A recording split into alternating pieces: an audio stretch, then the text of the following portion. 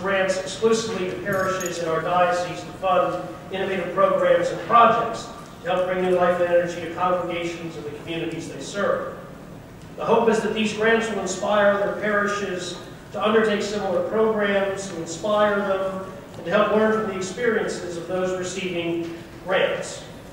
This grants program is made possible by the Diocese St. Stephen's Endowment Fund, which is set up to distribute up to 5% of the value of the fund every year in grants. A grants committee consisting of a representative from each convocation is appointed by the bishop, and the committee receives applications and makes grant decisions and awards based on specific criteria. This is the third year of awarding such grants. Previous grants have been given to St. Andrew's Hurlock for their food distribution ministry, Christchurch Cambridge for their food pantry, St. Paul's by the Sea for their Red Door program to outreach to the homeless and poor, St. Andrew's Princess Anne to help establish their Montessori preschool, which is going strong, thank you, and St. Paul's Kent for a summer enrichment camp. As chair of the Grants Committee, I am pleased to announce that this year the committee has decided to award 3 grants for 3 exciting programs undertaken by churches in the diocese. And I've asked the other members of the committee, Father Alan Lamontagna, Rector of St. Paul's Kent, and Charlotte Myers with St. Paul's Trapp, to assist me in announcing the awards. We'll each take one award. Charlotte, would you start?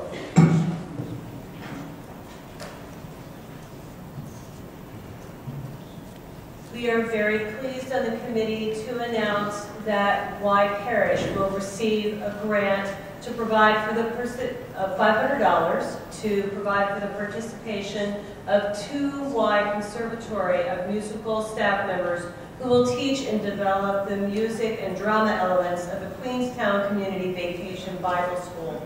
This multi-church, multi-denominational, and multi-ethnic community ministry, introduced in 2012, demonstrated success in developing children's voices and imaginative abilities to engage with the gospel and one another in creative expressions of song and drama. Congratulations, Charlie.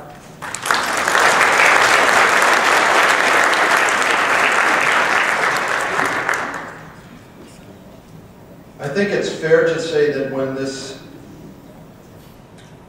fund was established, it was to provide seed money for various initiatives, and I think I can say with great confidence that we have found the perfect initiative in Barbara Bassiner's program that will begin with a $650 amount of seed money to begin a garden with her young parishioners who will grow produce from that garden.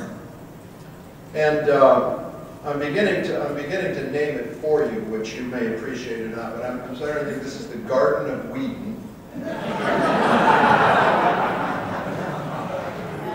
And our enthusiasm was considerable as we realized that the benefits of this, the teaching of stewardship of creation, and the many ways that these children are going to grow, because what Barbara said clearly was that in addition to growing vegetables, she's going to be growing people, young people, to be more committed and knowledgeable Christians who understand the principles of stewardship of creation, and as well as providing for those who may not have enough vegetables and flowers in their lives. So we congratulate you, Barbara, for your effort and gladly give you this money.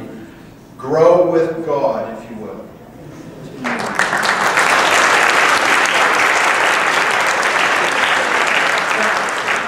It's not just a Barbara, but all St.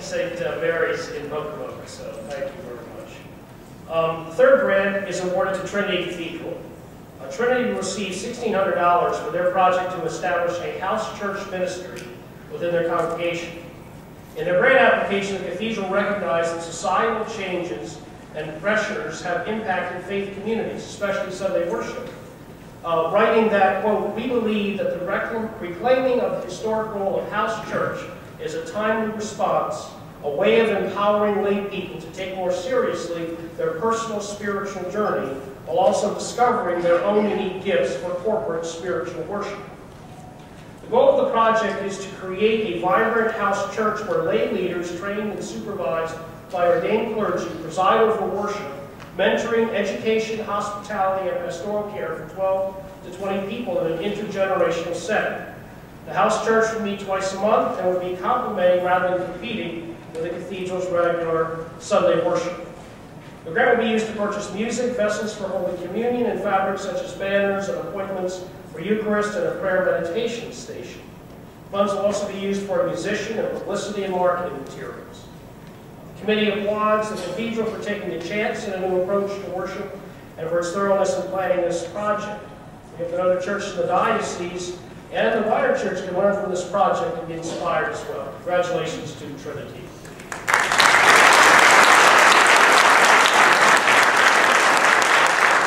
Thank all the churches that applied in this grant cycle. I do want to point out that we did not award all the funds we could have for this year, and the remaining funds that go back into the funds will have more resources for next year. So if you have an innovative worthwhile project that would help bring new life and energy to congregations and the communities they serve, and you're seeking funding in the $500 to $5,000 range, consider applying for a grant next year. Deadline is January 31st, 2014.